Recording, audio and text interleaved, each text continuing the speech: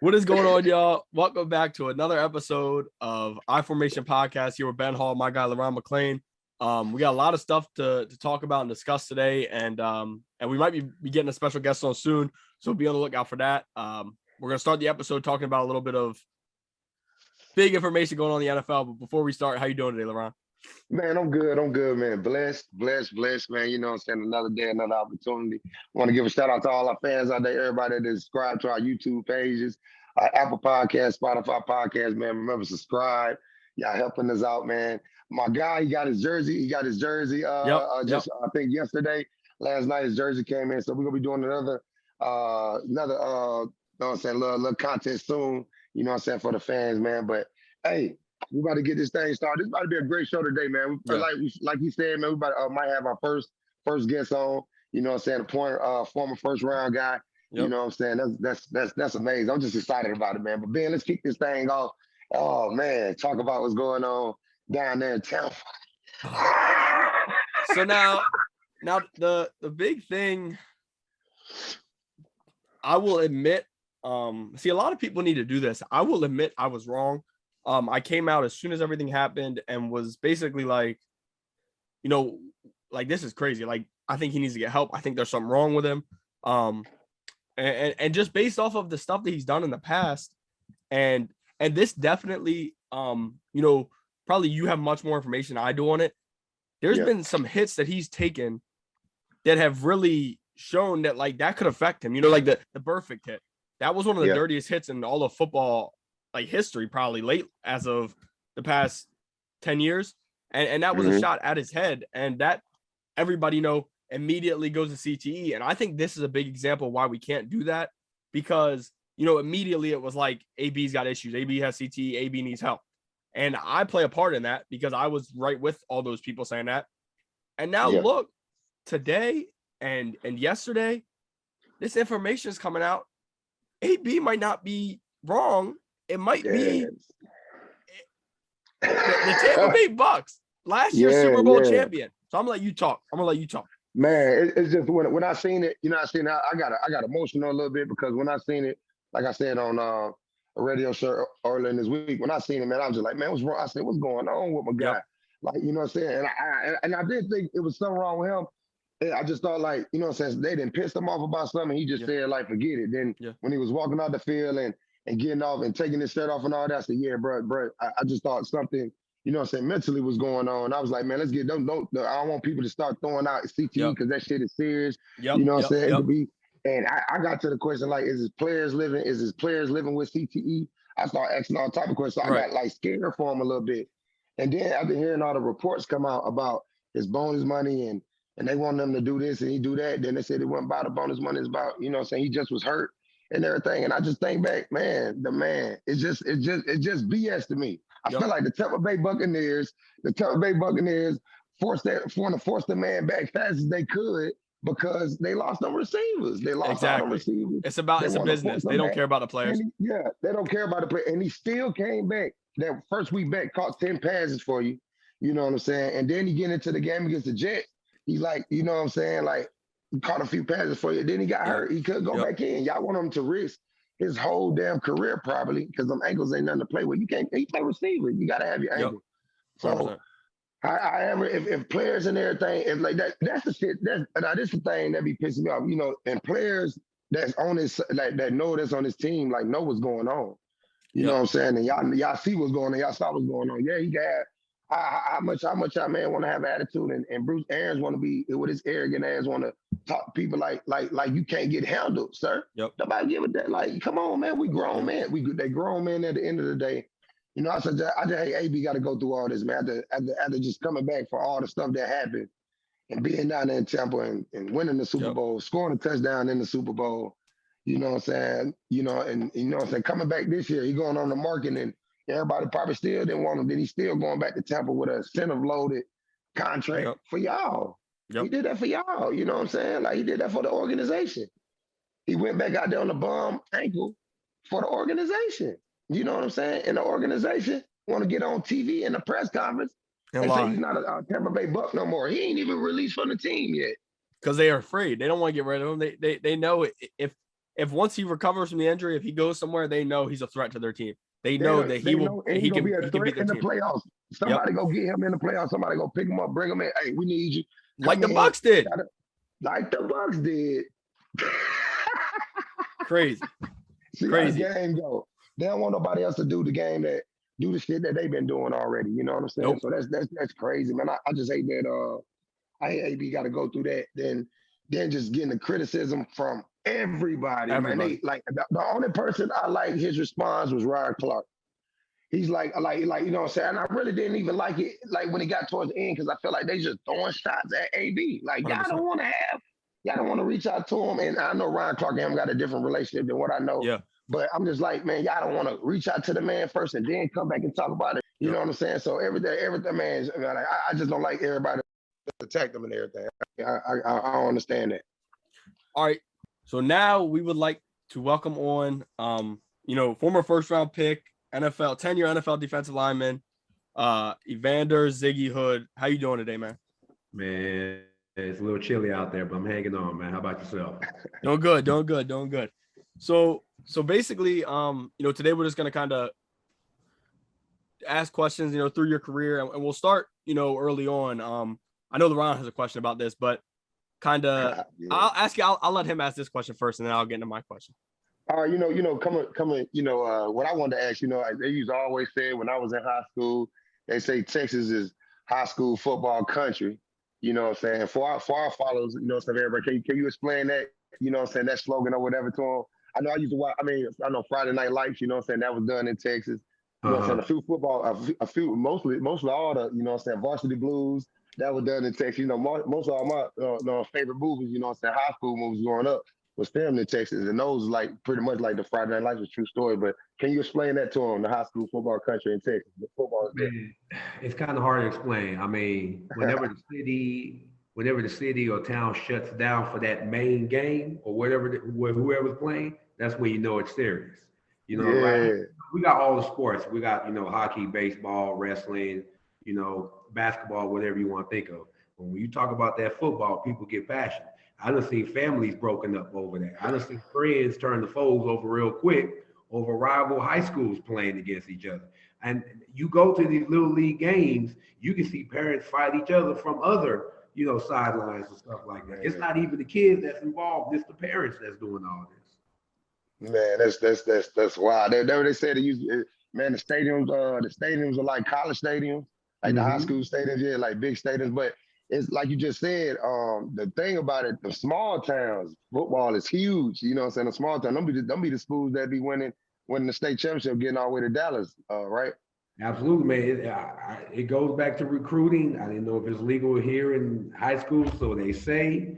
But like I said, you got kids out there that are, 6'4", 6'5", and they're 14 years old, going through all, stuff like this. So, I'm from a small town in Amarillo. It gets huge around here. I can only imagine what's like there in Dallas, San Antonio, Houston, and stuff like that. So I can only imagine the magnitude of how much it increases from that point of view. But like I said, football is a big thing in Texas. All the other sports are great, but it's nothing like that football around here. Man. So now I have to ask, like you said, coming from a small town in Texas, what made you want to go play football at Missouri, probably a little bit far away from home, and kind of what was like the big decision there for you going there? Well, man, it was my recruiting coordinator, Dave Steckel. He came to my job while I was working at Sonic at the time. And when I say that man had a way with words and the way he talked, and not only that, they was recruiting quarterbacks at the time. We ended up getting a quarterback from South Lake Carroll. I'm pretty sure you heard of him, Chase Daniels. So I had the chance to holler at Chase Daniels for a little bit, chopped it up with him. He said, look, man, we're going to go down there, or go up there to Missouri. We're going to try to make things happen. Sure enough, we made a lot of things change and bounce, and, it was a wrap from there. So now going to Missouri, you put up, good numbers enough to be a first round pick. Mm-hmm. What would you, how can I put it? How would you, kind of rate or say what your time was like while you were there? It was pretty good. You know what I'm saying? When you had to compete with guys like Jerry McCoy or Dominic Sue at the time when we was the Big 12, you had to try to keep up with those guys because they end up, eventually turn out to be great players and still playing right now. So, like I said, I had a great time. Could I have done more? Absolutely. I always, think you could always do more, but that's just how the dice rolls. But like I said, Yeah. I enjoy my time and I appreciate, I'm very appreciative of what the school and the fans and everybody that did for me there. And I carry on my shoulders wherever I go. You can go, Do Laurent. you do you ever go back to any games? You been back to any games in Man, Missouri? the last game I've been to was about maybe 5, 6 years ago. I tried to go to this last bowl game, I think down there in Fort Worth or Dallas, whenever they played against Army. But Yeah. I had to catch a flight going back to Virginia to go see the family and stuff like that. But like I said, I just watched the game, got upset that we lost. But hey, I'm always going to rip the blue anyways.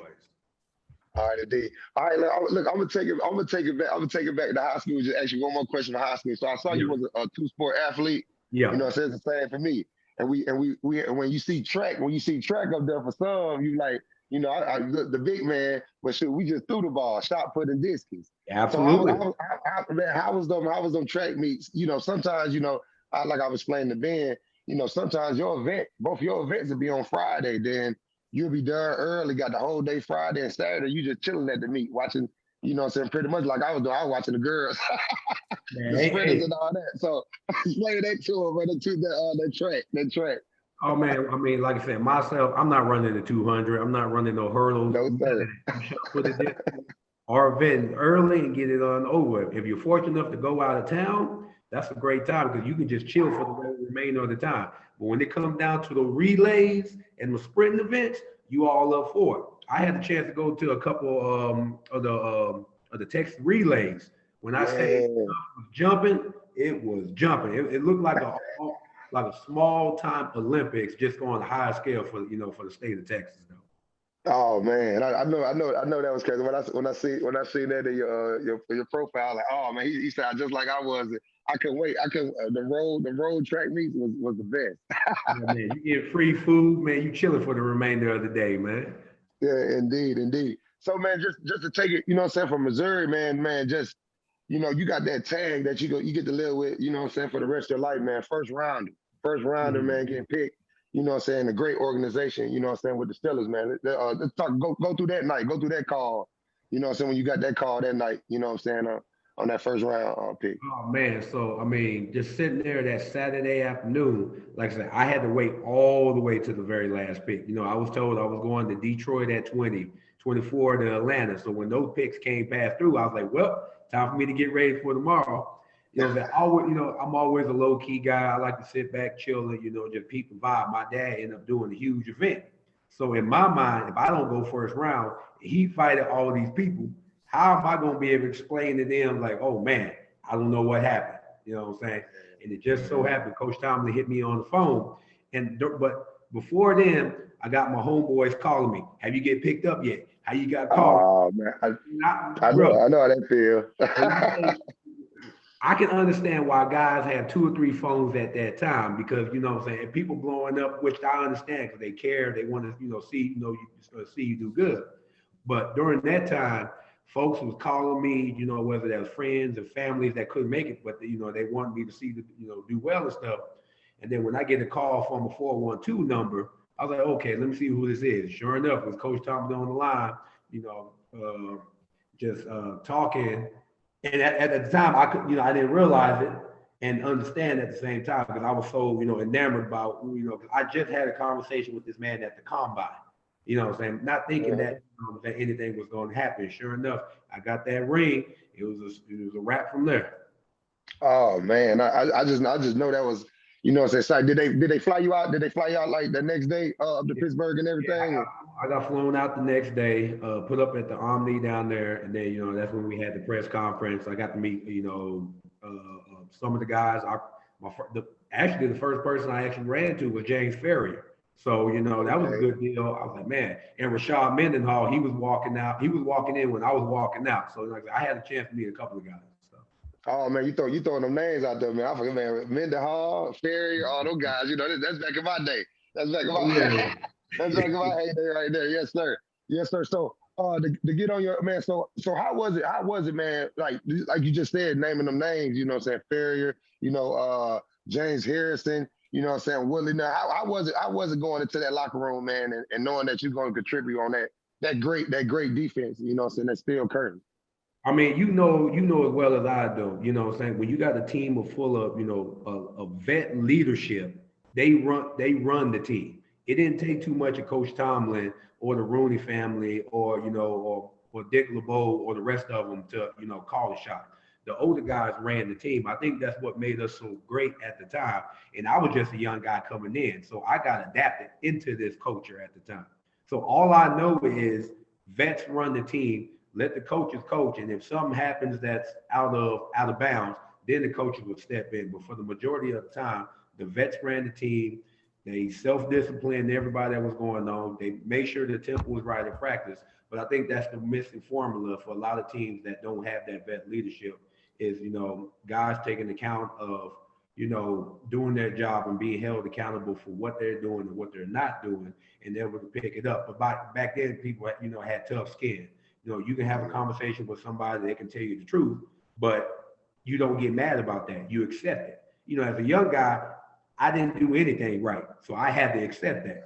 So I was the same way, boss. I was saying, yeah. I got Brett Keezo, Casey Hampton, James, Lamar Woodley, and everybody knows Ryan Clark. When I got him jumping on me, I got to accept it. That's just what it was.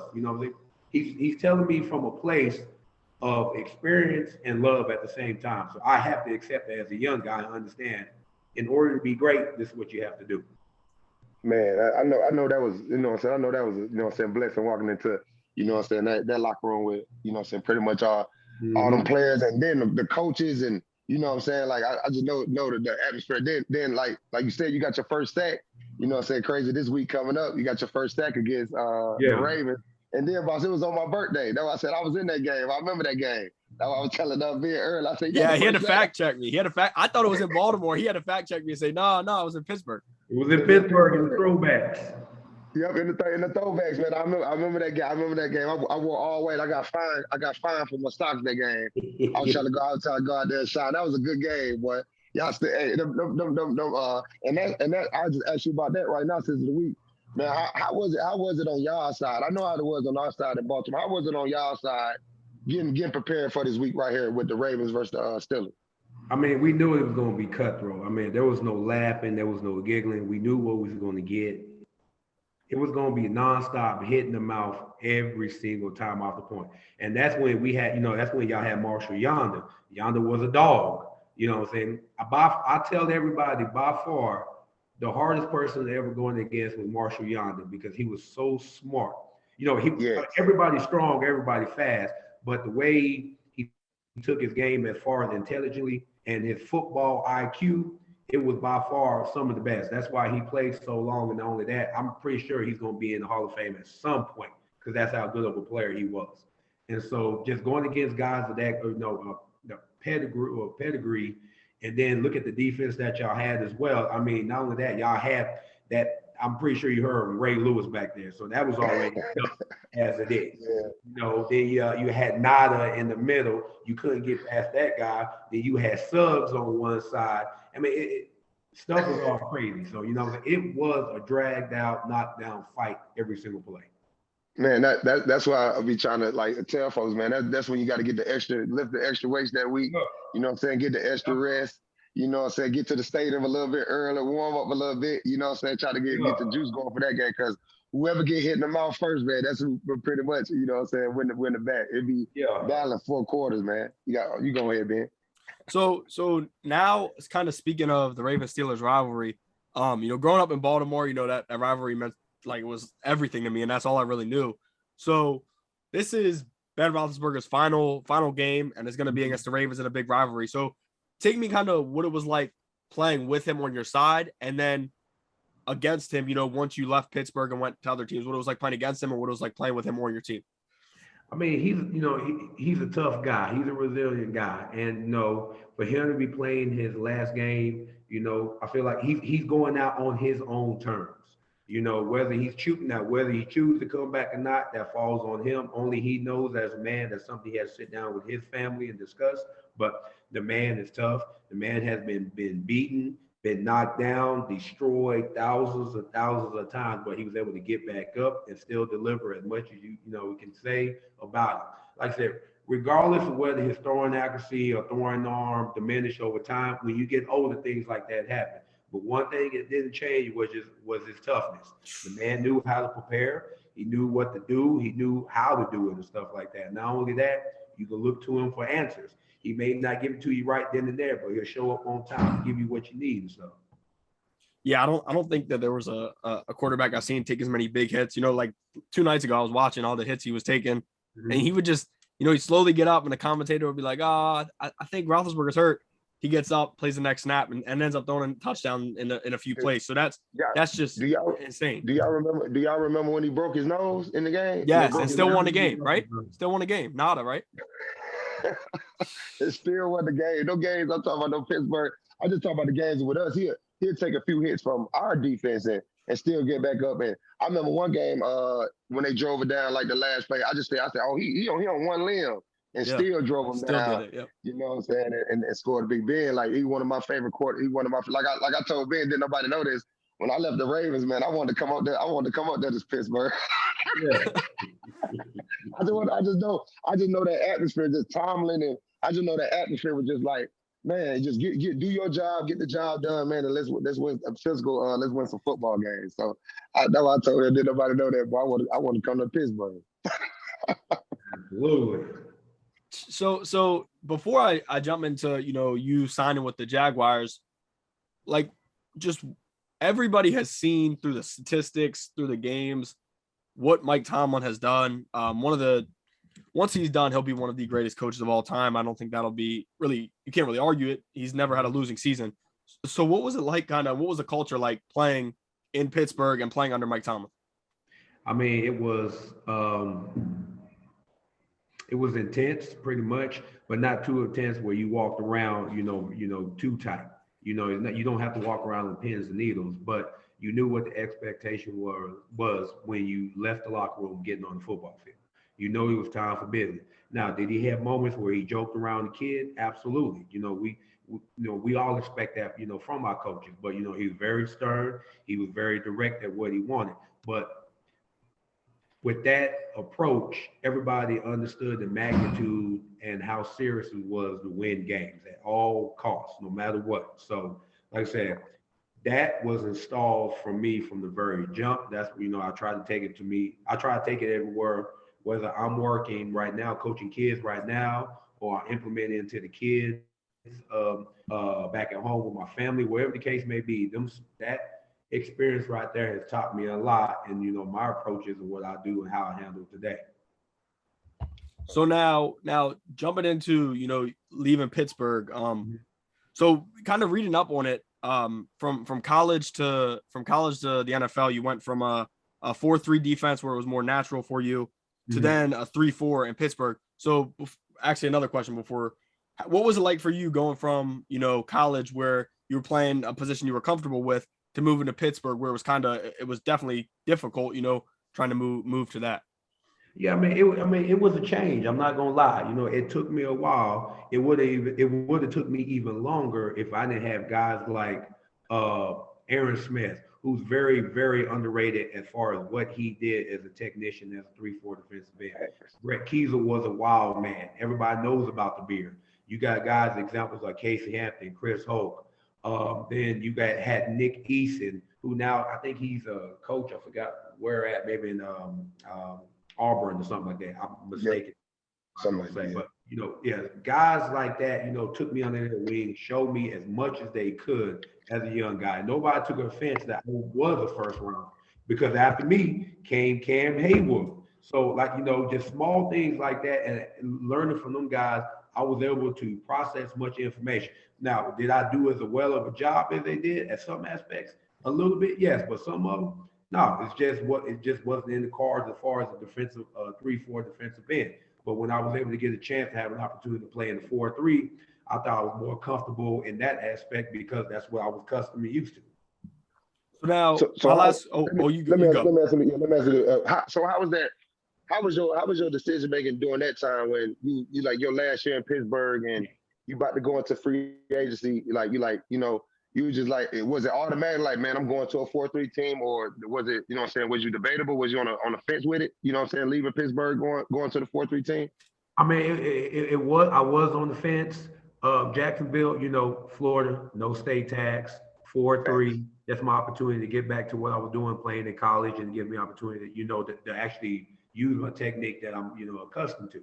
But it was also kind of hard to leave an organization like this because they're bound, they be in the playoffs at some point, regardless, whether that was every year or every other year, however, the cards may play.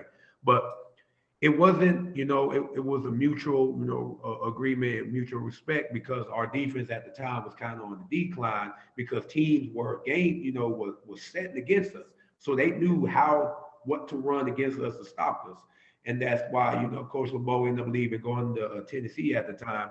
And then Butts, the linebacker coach, he became the defensive coordinator. But things shifted after that. So now it got more comfortable. Now you see the transition of Cam Haywood. Now all of a sudden he was doing well. Boom, he shot up to a different caliber player. Not to say he wasn't going to do that if it would stick to that traditional what they were known for, but the man took off to a whole new level once the defense changed. So, like I said, sometimes it's the scheme, sometimes it's the player, sometimes it's the combination. You know as well as I do. If the player doesn't fit the scheme, it just won't happen like that. Unless it goes somewhere where he's comfortable, he understands it, and there's a mutual respect between them and the coach.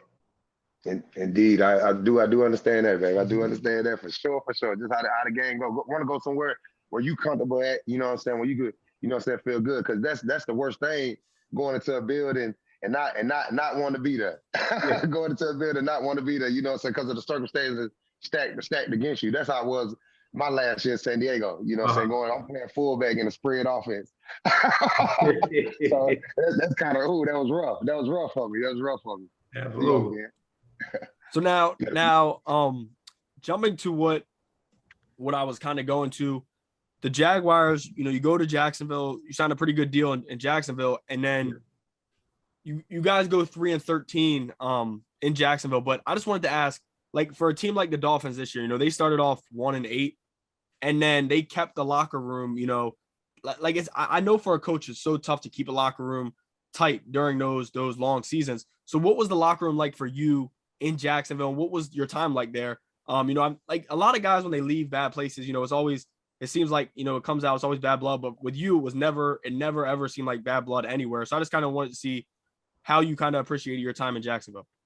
Well, one thing for me is I will never, disrespect the organization that gave me an opportunity, and then maybe maybe I can look in the mirror and say, you know what, maybe it was my fault. So like I said, I would never disrespect the organization because they gave me an opportunity that a lot of guys, will die and kill for. So that's one thing I would never do. I never badmouth an organization, regardless of what the situation was. They gave me opportunity. So I'm going to try to do wherever I can with it. But what made Jacksonville so fun to play at, it was the guys on the D line. You had Big Red Bryant from Seattle. You had Chris Clemens, who was a character, came from Seattle. Derek Marks, Andre Branch, Roy Miller, Avery Jones. You had those type of guys that made that environment fun. Even though we was losing, it was fun to go to practice every day because it made it enjoyable. You know what I'm saying? Not to say that we love losing, but it made coming to the workplace fun the next day.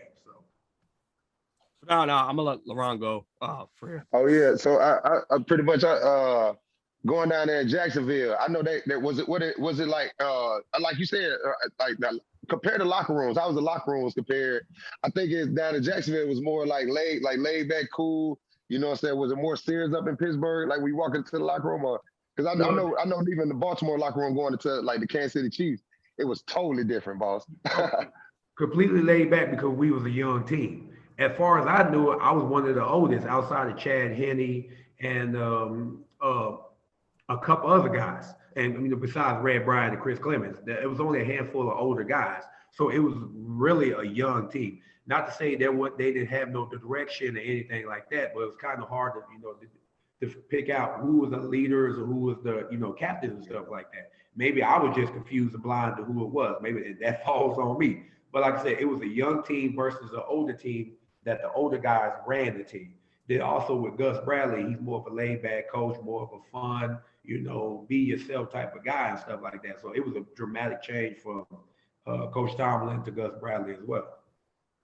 So I can see your like, it's so crazy when you just said Gus Bradley. I can see your mindset as in leaving Pittsburgh. And Gus Bradley was a great coach, that great 4-3 coach, you know what I'm saying, at the time. Yeah. That's what got him hired down, you know what I'm saying, in Jacksonville, you know what I'm saying, with the defensive mind and all that. So I can see why you went down there, boss, you know what I'm saying, especially just in the situation. Yeah. You know what I'm saying, coming from Pittsburgh down there, like I can understand that for sure. Now that you said that coach name, for sure. Yeah. For sure. So like just to ask, like, what, so after just to talk about, you know what I'm saying, your career after leaving Jacksonville. Yeah, so I end up last preseason game, my second year with Jacksonville, I ended up breaking my foot I tore the plantar fasciitis. It finally gave. And so when I got hurt, got put on IR, got released. Once I got well, I went to Chicago, spent half the season with them and stuff. So that was a new experience. Once that season ended, I signed with Washington and played under Jim Tomsula for about, I think, 2.5 years, which was great because I learned so much from him and stuff like that.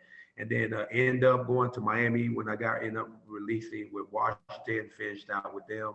Went into training camp with the Saints. I thought I did pretty well, but they wanted to go younger, which is a young man game. So, but overall, I enjoyed the experience of, did I go out on my own accord? No, but like I said, with the doors that opened up and the opportunities that came after that, I couldn't be mad, couldn't be more blessed with what came.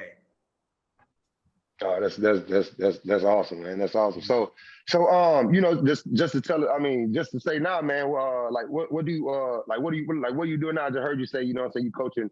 This is my first year too, coaching little. I coach 7 to 8 year olds down here in Alabama. So, so I know that experience different. So, what are you doing now? Man, I'm coaching football right now, but I'm also a biology teacher / special education. So, and they also got me in women's soccer. So I'm learning on the fly. We supposed to be at the game right now, practicing at 11, but when the wind chill is under negative or under freezing, apparently you got to wait. And so our game got pushed back to 2. So like I said, we're bouncing around doing different things. But like I said, it's one thing to coach, but it's the next thing to go teach a classroom, which is still experience for me, but the kids are gravitating towards me because I try to keep it fun and keep it entertaining, even though I may not know what I'm doing, but I'm doing what I can to get the knowledge to them. Oh, that's dope, man. That's dope. The school teacher, you're on a whole nother level now with the school teacher. Then you gotta go to coaching. Then you doing women's soccer, man. You don't just versatile, right? That's versatile. Man, it makes me more valuable. Yeah, yes, sir. So now I got another kind of question / statement. So you and your wife have a son with autism, right? Yes. So now, is there any foundations or events or anything that we can boost on our podcast to help with that? Just kind of asking so we can put it out there. Man, we was knee deep in a lot of foundations, but the one thing that it did it for everybody was COVID-19. The last thing I want to do is put families and kids together with this virus running around, and then something happens, and God forbid, things can change from there. It's hard to do stuff like that when the thing is mutating and changing so much. We had a lot of things going on, but the minute that virus hit the scene, it derailed everything that we had going on. But slowly over time, once I'm able to understand protocols and stuff like that, I will literally put it back on pace to where it was and stuff. Okay, yeah, we'll definitely put that out and kind of push that through the podcast. But I had a question. Now I have a question about the My Calls, My Cleats. I have type 1 diabetes, so seeing guys go out there and wear like the type 1 diabetes cleats means a lot to me. So I know the NFL is kind of they're criticized a lot for their rules, but I think this was a really cool thing that they did. And I want to see what your thoughts were kind of for guys, raising awareness for like raising autism awareness with the cleats. Yes.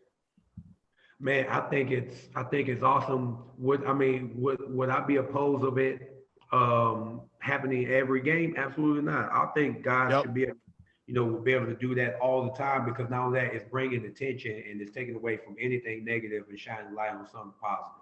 You know what I'm saying? We all players have a platform, and if we get the opportunity to showcase something positive, showcase that it's more than just football, it's life. I think we should have the opportunity to do that. But like I said, I don't make the rules. I just go with what's given to me. So now that is it for me. LeRon, do you have anything else? Yeah, I wanted to ask you, man, just, just from a former player to a former player. I know you've seen everything that went down with, AB the other day. Yeah. And, and they just talking about, man, how are you mentally, boss? How are you mentally? I know with me, I had about 2, 3 years ago, I went viral, with my depression and, anxiety and all that, I had to, get ahead of that and really cope with it, meditate, give me my therapist and all that. So I just want to ask you, how, you played a tough position also, playing in the trenches. How are you doing right now? I think, be quick with it. I think the hardest point was the transition after football. Yes, sir. And not knowing the future and what holds, because when you're playing in the league, everything is already set. You're on the schedule, and you're thinking about your future, but you're not really putting yourself in the right position to do so. So when guys, retire early or injury happens, they don't know what to do because they're not on the right path. So it just so lucky I was able to get, surround myself with guys that put me on the right path. Okay, this is what you need to do. This is where you need to go. This is who you need to talk to. So I had that opportunity. I was fortunate enough to have that. But for some guys, I think it's the transition after football, because when you still believe that you got it, it's hard to let it go, to be honest. It's hard. It's hard. I was explaining that to Ben, it's hard to let it go. Here we go. All right, like I was saying, on the mental health side and everything. Did you go through anything personally, anything? If some of you want to share here, did you go through anything personal with your first couple of years out that you had to cope with or anything? Well, for the first couple of years, everybody, for a first rounder, you take on this unnecessary pressure, unnecessary, I guess just say pressure. Guys expect you to come in and be the answer, but and fans and people, outside the locker room have to understand you're just 21, 22 years old. So it's not like you're going to change the franchise overnight and stuff like that. It's going to take time to grow. And so I took on some of that pressure, because you're coming into a great defense. You're surrounded by all these Hall of Famers, to be and stuff like that. So you gotta be able to mimic them or replace the guys that are going to leave pretty soon. And for the first couple of years of things like that, that's I'll probably say the hardest time was probably my third year, because now I was the guy. Aaron Smith had just left, or gotten hurt again and stuff. So now I'm going to become that guy. It wasn't until my 5th year where I really said, I need to chill out. I'm not playing like I should be playing. You know what I'm saying? I'm not having fun like I thought I was having fun, because I'm trying to do too much instead of do what I'm best known for myself to do, and just go out there and play and give it all I got. So, like I said, a lot of guys going to struggle with it. I know quarterbacks definitely going to, take on that unwanted pressure, because they're going to be thrown into the fire that you're going to get slandered from all angles and stuff like that. And then, like I said, all depends on who you got around you that's going to help you and be able to, support you when things go bad, but also, provide a way for you to, see what you're doing wrong and not just criticize you, but critique you as you go on. Yeah, no, I was telling Ben, man, you gotta have some strong individuals around you. You know what I'm saying, and loyal individuals around you, because they people think that, you know what I'm saying, you still in the game, man. You just try to say, I'm just trying to be a regular person now. So I'm just trying to go out here and help other people, you know what I'm saying, get to where I already been to. Yeah. You know what I'm saying? So I truly understand that, man. And just with the last question, man, with everything coming up this week, the big Ravens, you know what I'm saying, Steelers week, we want to get you your breakdown on it, you know what I'm saying, on both teams, how you feel about both teams, and give your prediction on the game, man, this week. Man, the game is at y'all's place, correct? Yes. Yep. Okay, so see, now that's where it's going to be a little tricky. It's going to be a little different because, like I said, if it was at home for Pittsburgh, I'm telling you right now, Pittsburgh going to win that game, especially for Ben. But like I said, going up there, the weather going to probably be a little bit more colder than it normally is. Um, you know what? I'm gonna ride with Pittsburgh on this, regardless. I think it's gonna go out there. We're gonna put our foot on some necks. I think we're gonna bust some heads for old Ben and stuff like that. But that quarterback that y'all got right now, he's the ace card right now. So I'm worried about him. I'm worried about him. Yes, sir, man. Yes, sir, man. But man, for me, bro, man, you just don't understand, man. I appreciate you. I appreciate Yeah. you coming on, man. You our first guest, bro, of our show. You know what I'm saying? So it's gonna be like a highlight thing for me. Yeah. You know what I'm saying? And it's so crazy. Just the little thing. Y'all know my man is named after the, you know what I'm saying, Hall of Fame boxer. So your dad was Evander Holyfield fan. Yeah. Man, Holyfield fan. And then your grandmother, the cartoon Ziggy. That's where Yeah. you got the name from. Ziggy is I'm Ziggy is all over the place right now. I'm all over the place, man. I don't know who I am. the Evander Holyfield Ziggy. Hey, my grandma used to watch that cartoon, man. Like I mean, watch that in the comic strip and all that. So that's so crazy, man. Like for me, bro, I just say thank you, man. God bless you. You know what I'm saying? Everything that you're doing right now. You know what I'm saying? Your foundation, man, with your family, man. Salute to them. Y'all be blessed, man. And just, man, for real, man, gratitude is just shown, man. You can see it in my voice, man. I've been smiling the whole interview, man. I thank you, man. I appreciate it, man. Hey, I thank y'all for giving me this opportunity, man. Because like I said, for the old guys, we don't get a lot of love now. Man, we don't get a lot of love. Hey, that's why I had to start something, man. That's why I said I'm going to try to get all the guys on, man. Try to get all the guys on. Just to really just talk about what you got going on, man. Just talk football, man. Because that puts like mentally wise, that puts you in a good place, man. You know what I'm saying? Yeah. Like, you know what I'm saying? Like I love doing this every week. You know what I'm saying? Then get a guy out here. I know I could, you know what I'm saying, really talk about that real football back and forth, man. It's dope, man. It's dope. So hey, before I get off, man, I'm gonna tell this story right now. I mean, we playing against y'all. I don't know who won the game, but I remember you did a wham block on Big Casey Hampton. I don't know if you remember that. Yeah, 20 wham. I remember 20 wham. Yeah, I know the play, 20 wham. I know it. I'm going in motion, then I come back, snap that thing.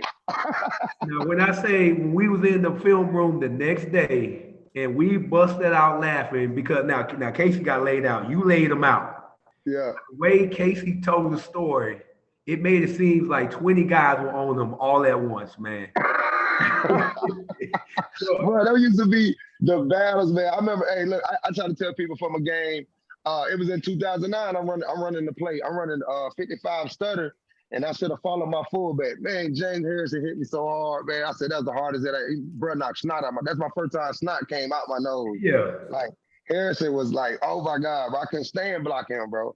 Like he had that inside move with his forearm. Yeah. Bro, he hit me the times on my chest with that, man. I couldn't stand it. To tell you, man, the stories that are out there, man, folks wouldn't believe, man. Folks just wouldn't. It's probably like the battles that you had against like Marshall and everything, man. That's crazy, man. That's crazy. I used to love them games. Most physical team wins. Absolutely. Appreciate you, baby. Hey, I want to tell you thank you very much as well. It means a lot. It means a lot for you to come on. And like I said, we'll stay in contact. Send over any once COVID starts to die down a little bit.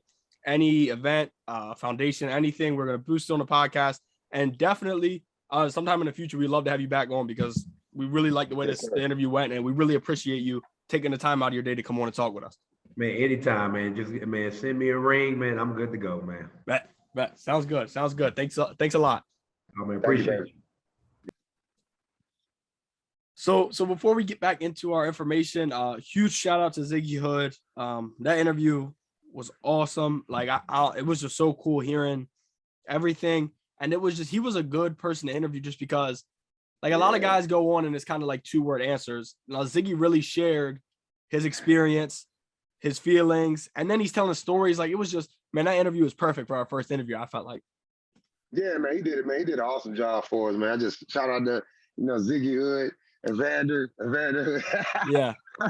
My God, man, shout out to him. But for real, man, just coming on for us, man. We're going to have him on again. Yep. But his insight, his game plan in the trenches, him transitioning, from 3-4 defense to a 4-3. Yep. back to what he played in college, you know what I'm saying, where he dominated, you know what I'm saying, the Big 12. That's when Missouri was in the Big 12. Yep. So, man, shout out to him, man. And, man, thank you for having him on, man. You know what I'm saying? So, it's great. So, now jumping into the NFL, at the beginning of the episode, we briefly discussed, our thoughts on Antonio Brown, and basically, part of what we just said is completely finished now. That we just got word on the show while we were live, the Bucs have released Antonio Brown. So we were just saying, they don't want to release him because they don't want another team to sign him. Now, I don't think they had a choice. He's finally released, and it's crazy. It's crazy. I think they went on and released him after, saying he made his statement yesterday. I think they knew they lied. And they knew they lied, and that's just my opinion. These are not facts. I just feel like that's why they went on and released him. Tennessee Titans, I think y'all need to reach out. Tennessee Titans got King Henry back, so I think y'all need to reach out. Damn. Get another weapon in there for Tannehill. You know what I'm saying? Aaron Rodgers probably a shoot for him too. If the Packers get Antonio Brown, it's over. I don't like. Man, I think just Aaron Rodgers. I know he's just not on the bullshit. I know they probably thinking about they don't want to bring a headache in, anything. But I promise you, if he get with Aaron Rodgers, I think this thing will be a little bit different. You know what I'm saying? With him in that slot, with my man outside, you know what I'm saying? They can just do whatever they can just do it. I just want people to understand this. From what it was a period of time, what is it, like 2013 through 2018. This man was tearing his damn NFL up. Yeah. Antonio Brown. Yeah. 100 catches, you know what I'm saying? Almost 1,900 yards one season, you know what I'm saying, doing his thing. And it just turned, man. It just turned when he went to the Raiders. I wish he would have stayed up in Pittsburgh. I think that's where he was. You couldn't go, you couldn't be outside your neck. And you can understand that from what Ziggy just said, you know what I'm saying? You had to be on top of your game in Pittsburgh, you know what I'm saying? Or you're going to get, you know what I'm saying, told you not, and they're going to get you up out of there. So I think, man, me personally, if he would have stayed in Pittsburgh, man, he's going to be going through all this mess, I feel. But it's crazy they released him. You know, they just had to do what they had to do. The truth will come out. Time reveals everything. Time reveals everything. So we'll see, man. We'll see. So now moving away from that into this weekend, which is the biggest weekend of the year for most teams, including the Ravens, including the Ravens, who sadly 99% sure they don't get in. And the crazy thing about it is, 2% chance. And the crazy thing about it is, so the Ravens would need the Jaguars. The Ravens would need to win. They would need the Jaguars to win. They would need the Bengals to lose. Do they? Bengals to lose, right? I think. I thought it was. Hold on, let me see. Let me pull this up. I don't know. We finna see. We want to be fact. We want to get y'all facts on it. So we don't want to get y'all, you know what I'm saying, false information. We go Google it real quick. No, we're bringing it on. But like, but how I was going about was they had the game that has moved to Sunday night.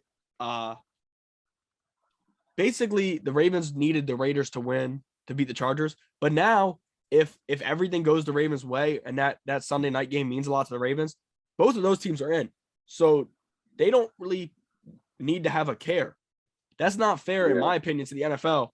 Why does that game get to be at 8, but all the other meaningful games are at 1? Like, because then, like, they literally said that those two teams, it's not going to happen. It's not how it works. But those two teams can say we both are going to go out and tie, and they both get in. That's not going to happen, and the NFL doesn't work like that.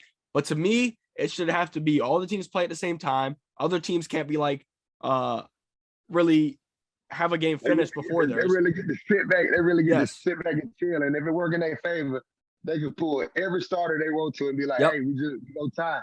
And then the Ravens have like it doesn't. There's no chance. Like it's so they need to beat. They wanted that extra money. I don't know. What was the reason for the extra game? I know it's causing a lot of stuff because like this Chargers Raiders game is big because whoever wins this game gets the playoffs. But like you just said, with everything going on, if they go tie, they good. Like you know what I'm saying? Yep. Like it blows my mind, man. I saw the Bengals not playing Joe Burrow. You know what I'm saying? For his knee. because they right to play in the first round. I don't think Mixon playing either. So that gonna be who they got Sunday? Browns, and both quarterbacks aren't Browns, playing. yeah. Baker Baker not playing. The Browns are going to be Man. better. Mark, check that off. The Browns are going to be better this Sunday. No Baker. The Browns are going to be better. Man, when we see, we going to see, check the stats and all that. But I believe it too. You know what I'm saying? Baker should have been chilling. And now, let me ask you this. Do you think they gonna pay Baker? Man, You I think really they have. gonna pay Lamar? You think they gonna pay Lamar? Hang on, forget Baker ass. Yeah, You think they gonna pay Lamar, man? yeah. If the Ravens don't, there's a serious issue. Eric DeCosta, Biscotti, Harbaugh, those guys know what they're doing. Lamar's getting paid. It's not. And the Ravens, I love the Ravens GMs on Twitter. You know, the Ravens, I don't know if it's because I'm in the fan base or what. On Twitter every day you see a new Ravens GM. It's funny. Like, I guess you're sharing your opinion, but don't try to act like you know more than DeCosta. Stop it. Yeah. They be tripping, man. They be tripping. I know, man. The Ravens flock. They are a strong fan base. Yeah. But some of the stuff y'all be saying, just throwing out there, it's just crazy sometimes. Like, there's no way in hell we gonna fire Harbaugh. Like, no Where reason. y'all think Harbaugh going, man? He's Baltimore right now. Like, you know what I'm saying? He's the reason why Lamar is in that position. He the one that pulled the plug and said, we need to switch it up. Yeah. You know what I'm saying? That was his decision. You know what I'm saying? So I think this is the last year they paying Joe Flacco anyways, man. They need to go on and, you know what I'm saying, get my man contract right. Man, get that ankle right in the off season. Yep. Let's build this thing back up. We get everybody back. People need to understand we had a lot of hurt players. Our starting backfield is hurt, man. And still have a shot at the playoffs. Still have a shot at the playoffs, man. So imagine this. We might be the one seed. Why they might be the one seed while people doing all that, you know what I'm saying, that yapping. But and it be mostly our fans. Like, we gotta chill, man. We gotta understand, man. RELAX, man. Relax. Yeah. Man, that man had us 83 before stuff started, before we went to Miami. You know what I'm saying? That was the game, that short week. That was tough. And the craziest thing to me, like literally the craziest thing to me, is the people that go on and say, what is Harbaugh without Lamar? Because it was reported, don't get me wrong, the Ravens it was like a legit report. The Ravens were going to fire Harbaugh after the season Joe was 3-5. And Lamar really saved it. Lamar did what he did, got the Ravens to the playoffs.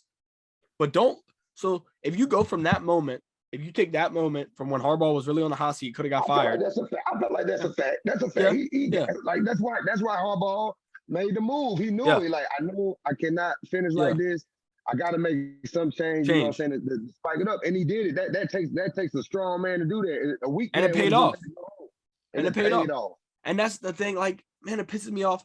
So they're trying to, like, people try to word it as, what is Harbaugh without Lamar? You know, the Ravens were 8-3 before Lamar gets hurt. You know, he hasn't won a game without Lamar. Take Aaron Rodgers off of the Packers. You know what I'm saying? Don't do that. Take Aaron Rodgers off the Packers. Man, that's the team. You take Aaron Rodgers off the Packers, bro. What are they? Y'all saw them. Y'all saw them without Aaron Rodgers. Y'all seen that game. Y'all seen that debacle. This man ain't do nothing in the offseason with them people. He didn't do nothing in the offseason but enjoy his life. And then he showed up first day of training camp. And they came out there. I think they lost. I think they dropped. Oh, man, we worried about Aaron Rodgers. He's like, man, I ain't worried about nothing. Let me get in my groove. And, man, he about to be the NFL MVP, man. So I just feel like, we just need to, some fans, they're just from every fan base, like, just relax, man. Let the people operate that they paying the millions to. Yep. Y'all, I know y'all watching the game. I know y'all paying for y'all tickets coming to the stadium. Hey, they doing the best they can. They grown, man, at the end of the day. You know what I'm saying? They doing something. They doing something to win a game so your ass can go to work bragging about it the next day. Nope, for real. Because you guys are fans. Be fans. Yeah. So I'm a fan. I'll be a fan. Like, I'll share my opinion, but don't, like, man, I just feel like y'all do too much with it. Y'all do too much. They be doing it. Man, like, when I saw the fire Harbaugh, when I saw the we need to start Hunt over Lamar, and like we need I ain't gonna lie, like, that shit pisses me off. Like, man, like, what's going on? Like, y'all have no loyalty. Like, none. But I understand it though. Hey, shit, they went from loving LeRon McClain to adoring Vontae Lee. So I just know how they salute Devontae, you know what I'm saying, the beast. So it's the same way, you know what I'm saying, the same way. I remember I came back against And when I played against the Chiefs in that preseason game, and we had to play the Ravens, you know what I'm saying? I gotta get the run shit. They booing me. I like shit. I was Yeah, just fuck, saying man. shit up out here for y'all, bro. Right. See, that's crazy.